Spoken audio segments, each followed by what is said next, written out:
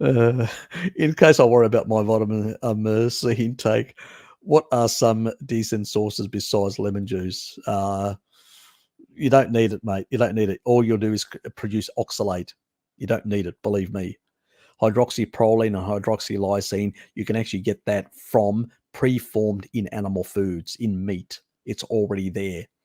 And so you only need very little. The whole purpose is to create these collagen proteins when they're already in the meat. You know, these sort of things. So these amino structures are already there. So you really, and your body can actually produce all this sort of stuff. You give it enough of the proteins and stuff like that. I mean, remember, Napoleon slaughtered horses and fed horses to his troops, cooked horses to his troops to cure scurvy. Got it? No requirement for vitamin C as a dietary supplement or anything like that. You can cure scurvy with just meat. Napoleon did it, and many others have done it before. It's well known. This whole thing about, remember, the sailors on British ships were actually being given biscuits, these dried biscuits. That was their food. It was only the officers that never got scurvy that were eating meat, dried meat that they could afford to take with them because it was expensive. So they fed that, and then they had to find an alternative for those people, for the sailors that were getting scurvy, and they came up with limes and lemons. You know, that's what they were called, limeys back then. But the reality is, you don't need, when you're on a species appropriate diet, your requirement for vitamin C goes down. First, for antioxidants, all your intracellular antioxidants are upregulated in a low carbohydrate state. So automatically, you've got all this electron doning, glutathione, superoxide dismutase, and all the other things that come, even taurine that comes from meat has an anti-glycating effect and antioxidant effect. It sort of regulates the antioxidant system as well in an indirect way and direct way.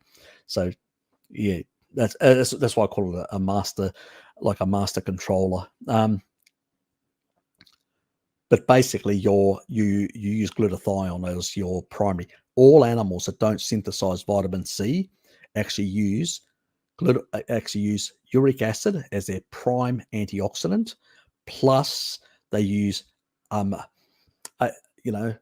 this sort of molecule of LDL,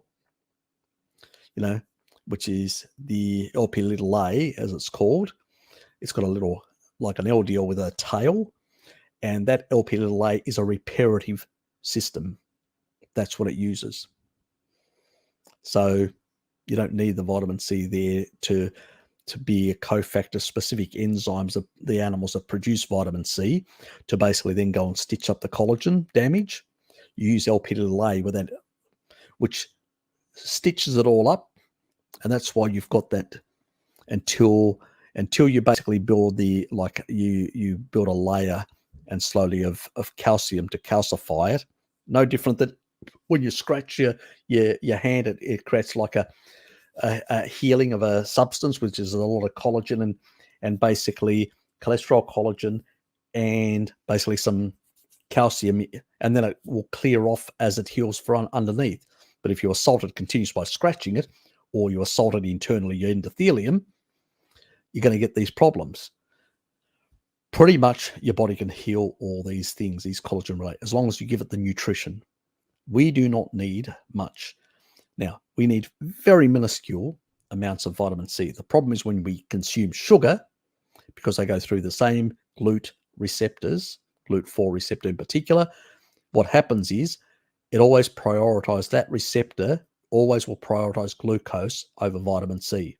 So you have to take more on a carbohydrate diet in order to force through the actual and any excess, it'll actually convert it to oxalate, get rid of it, or store it. And that's how you end up with a lot of stored, because of eating plants and getting, if you're getting supplementation, that excess amount, the body, when oxalates come in, it starts storing them into the soft tissue. And that creates a lot of problems and joint problems and all sorts of things later on. Not a good thing to take that sort of stuff, believe me. You know, bit of lemon juice is fine. It's more for flavor. I don't do it for the vitamin C. Let's put it that way. As long as you keep the sort of, on a cheat day, I will use far more lemon. Why? Because I know I probably need it, if you know what I mean. But I try to minimize that to a Saturday when I'm socializing and stuff like that. Or in this case, it was the Sunday, to 1 day a week. And the only thing that I did do was 2 glasses of gin. I kept it to that, thankfully. That's why I don't have any of the after effects today. I usually can sometimes, yes, well in the past, but I've been trying to be nicer to my body. But yeah, but pretty much, no, don't worry about it. People, if you're getting enough meat, you're going to be fine, and you're in this low carbohydrate state where you've got all your intracellular antioxidants working properly and all that. You're not going to get any problems. You do not need to supplement vitamin C. All you're going to do is harm yourself by creating a lot of oxalate, because the body in those sort of conditions only needs very little. And when you upregulate glutathione and the sort of intracellular antioxidant, what they do is they electron donate. That means they maintain. That's why your level of vitamin C and vitamin E come down in a low carbohydrate state, because of the electron donating of glutathione on all these systems. It's only in a high carbohydrate diet that these intracellular antioxidant systems get suppressed, and your requirements of vitamin E and vitamin C go up.